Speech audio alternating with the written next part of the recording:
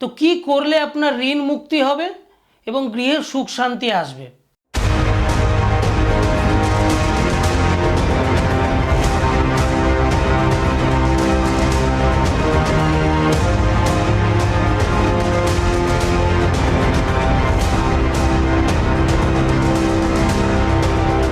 নমস্কার, আমি তন্ময় আচার্য বলছি।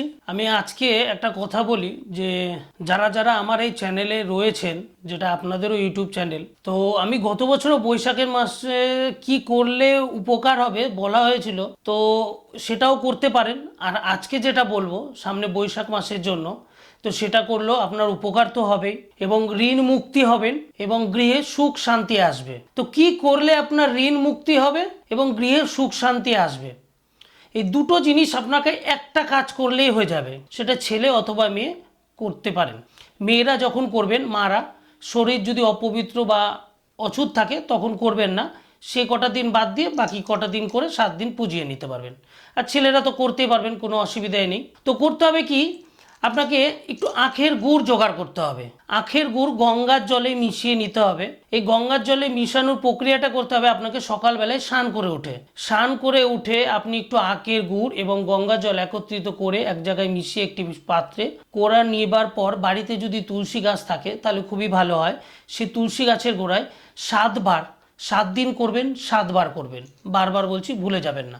এই 7 বার একটা যদি ঘটিতে হয়, আপনি 7 বার ওই 1 বার 2 বার 3 বার 4 বার করে তুলসী গাছে গোড়ায় দিন।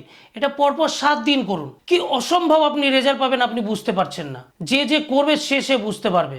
এর আগে যারা আমার কাছে এগুলো শুনেছে, হয়তো আমার ক্লায়েন্ট যারা আমার কাছে আসে, যারা ঋণ মুক্তির জন্য কিছু চায়, তাদেরকে দিয়েছি, তারা অসম্ভব রেজাল্ট পেয়েছে। তো আমি সেই জন্য আজকে সকলের জন্য এটা আজকে বলছি যে এটা অবশ্যই করুন।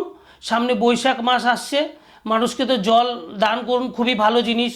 শস্য দান করুন, একটু ছোলা দান করুন, আখের গুড় দান করুন, খুবই ভালো উপকার পাবেন। তার সাথে এটা করুন, নিজের বাড়িতে নিজের গৃহে ওই আখের গুড় গঙ্গা জল 7 বার একটু তুলসী গাছের গোড়ায় দিন। হ্যাঁ, এবার আপনি হয়তো অনেকে বলতে পারেন আমার বাড়িতে তুলসী গাছ নেই, কি করব?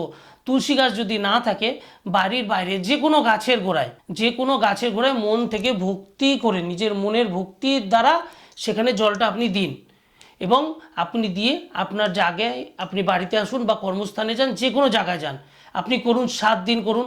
দেখবেন ঋণের যে প্রেশার, যে একটা চারিদিক থেকে প্রেশার আসছিল, দেখবেন আস্তে আস্তে সেই প্রেশারটা কমে যাচ্ছে।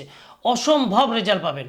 আপনি নিজে উপকার পান, আরেকজনকে উপকার করার জন্য আপনি এটা শেয়ার করতে পারেন, বা আপনি এটা নিজে শেয়ার না করে কাউকে জানাতে পারেন। অন্ততপক্ষে দেখবেন মানুষ যেন উপকার পায়।